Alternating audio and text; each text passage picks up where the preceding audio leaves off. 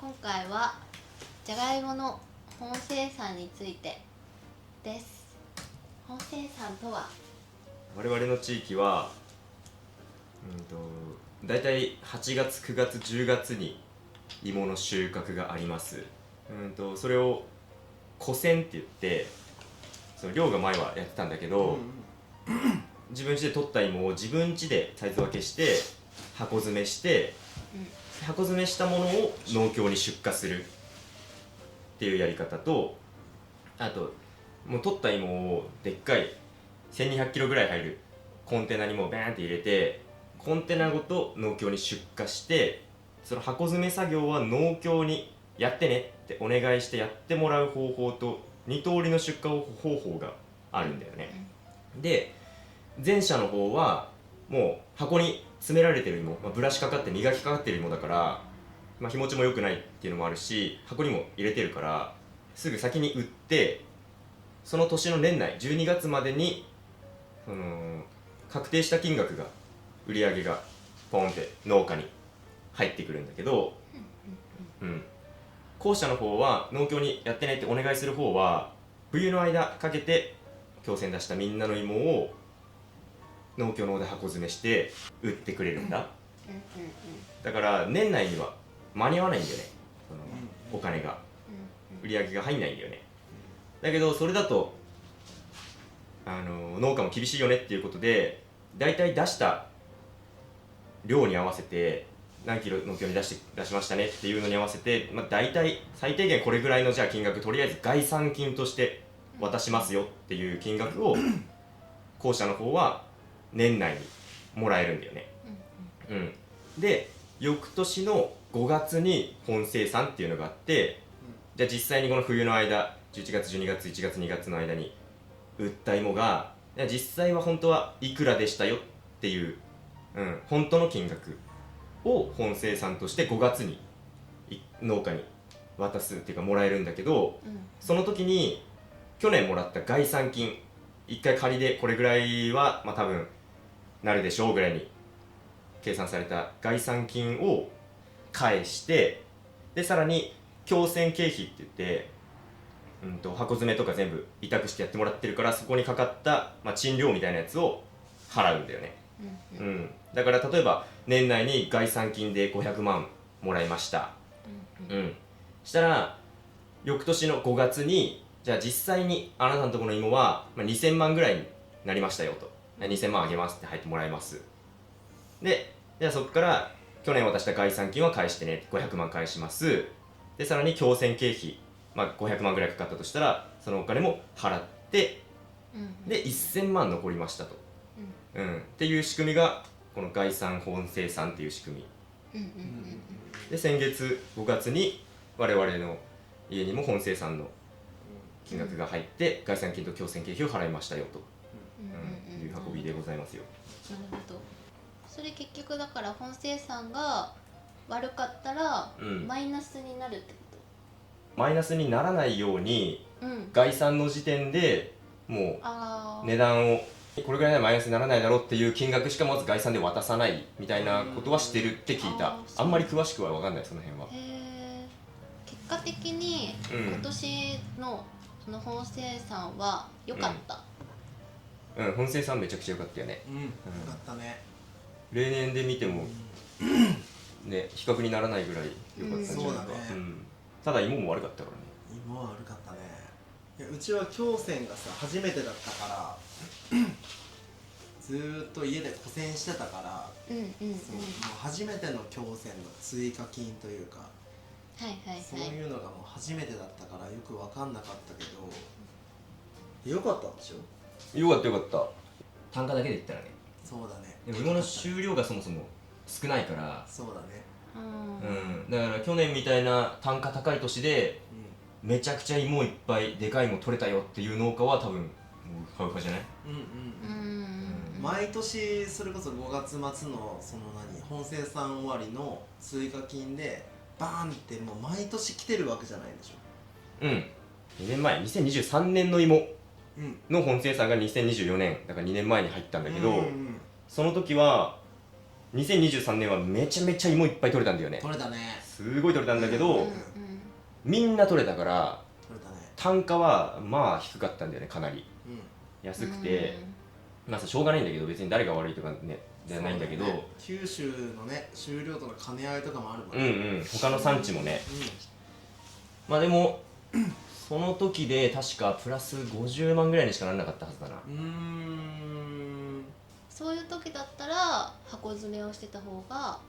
いいってこと？そうだね。秋ね、古銭する人はみんなが取れてる時は早い方がいい年もあるよね。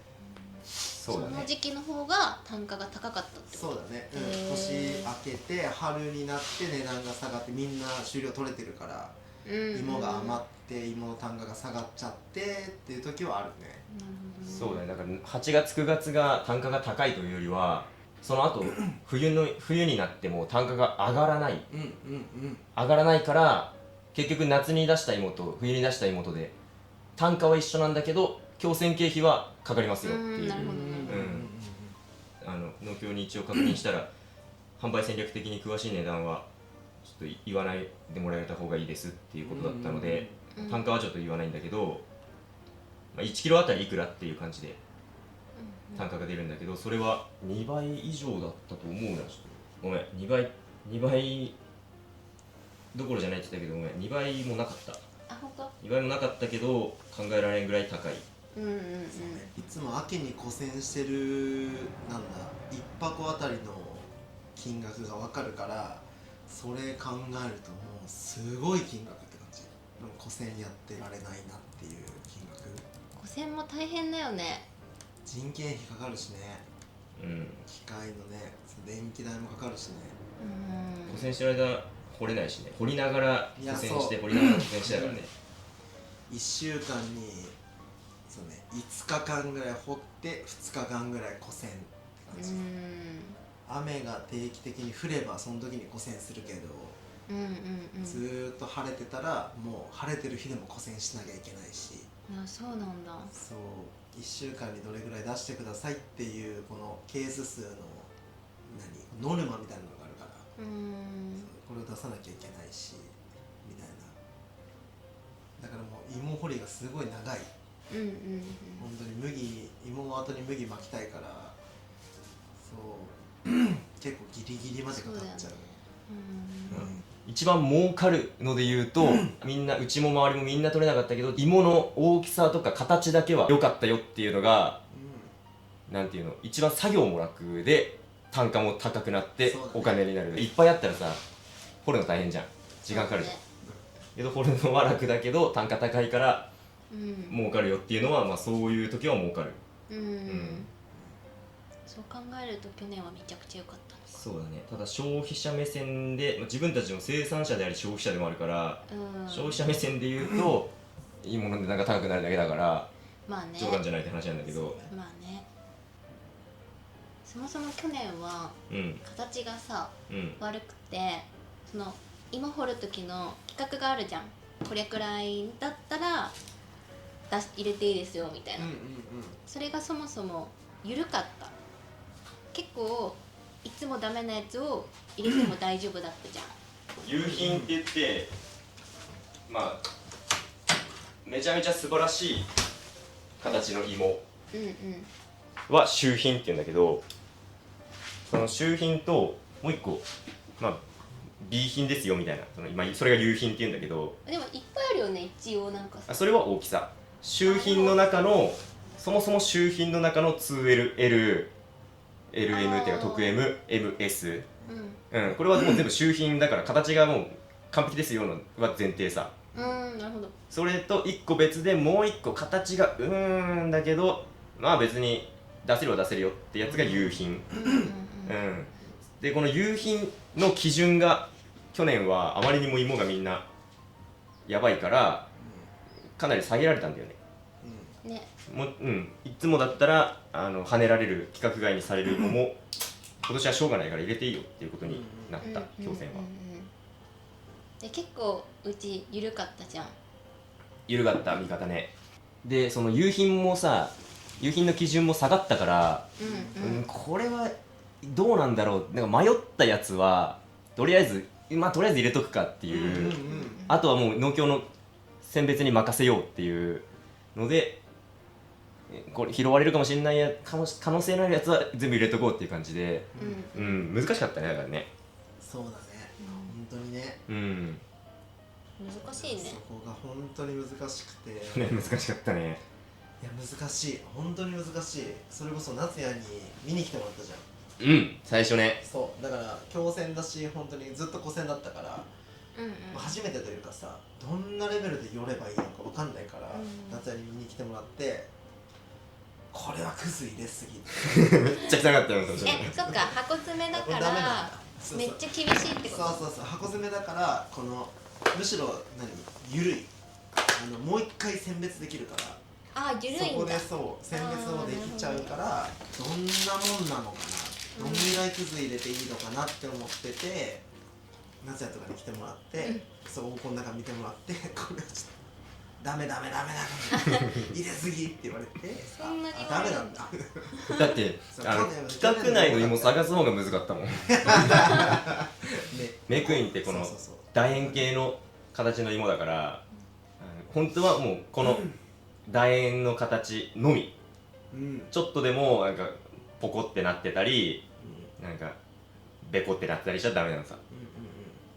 で去年はこのボコってなってるコブみたいのが1センチ以内だったらいいですよって言われてたんだけど、1センチと言われてもパッと見て1センチ1センチじゃないとすごい量の芋が来るから、なかなかそこまでやってると今度小麦植えるのが間に合わなくなってきてね。8月かに大雨降ったでしょ、どっかでずーっと干ばつで、そこで雨降っていきなり二次成長が始まったよね。40ミリ50ミリぐらい降ったよね。そうだね。1回降ってそっから二次成長してっていうので、強制にちょっと甘めに強制にいっぱい出して強制経費は払ってやってもらうっていうね。これがなんかいいのか悪いのかはよくわかんないけど、今年はどうなるかね。はい、っていうお話でしたよ。